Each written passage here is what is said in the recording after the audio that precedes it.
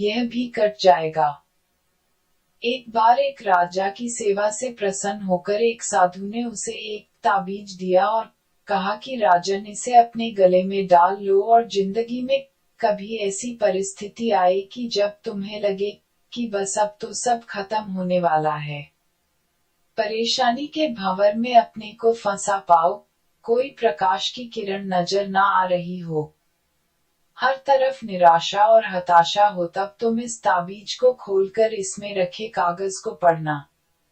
उससे पहले नहीं राजा ने वह ताबीज अपने गले में पहन लिया। एक बार राजा अपने सैनिकों के साथ शिकार करने घने जंगल में गया।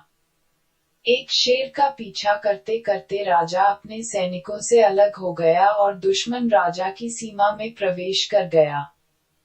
घना जंगल और सांझ का समय, यह तभी कुछ दुश्मन सैनिकों के घोड़ों की टापों की आवाज राजा को आई और उसने भी अपने घोड़े को एड़ लगाई।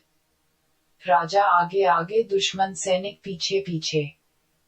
बहुत दूर तक भागने पर भी राजा उन सैनिकों से पीछा नहीं छुड़ा पाया।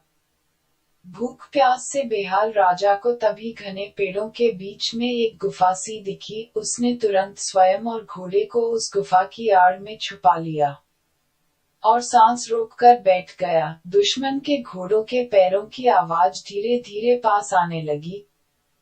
दुश्मनों से घिरे हुए अकेले राजा को अपना अंत नजर आने लगा।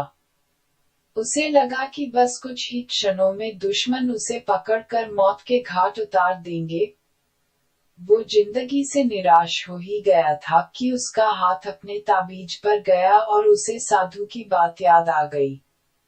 उसने तुरंत ताबीज को खोलकर कागज को बाहर निकाला और पढ़ा।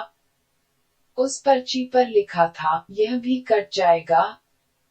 राजा को अचानक ही जैसे घोर अंधकार में एक ज्योति की किरण दिखी। डूबते को जैसे कोई सहारा मिला। उसे अचानक अपनी आत्मा में एक अकथनीय शांति का अनुभव हुआ। उसे लगा कि सचमुच यह भयावह समय भी कट ही जाएगा। फिर मैं क्यों चिंतित हूँ, अपने प्रभु और अपने पर विश्वास रख, उसने स्वयं से कहा। यह भी कट जाएगा और हुआ भी यही। दुश्मन के घोड़ों के पैरों की आवाज पास आते आते दूर जाने लगी। कुछ समय बाद वहां शांति छा गई।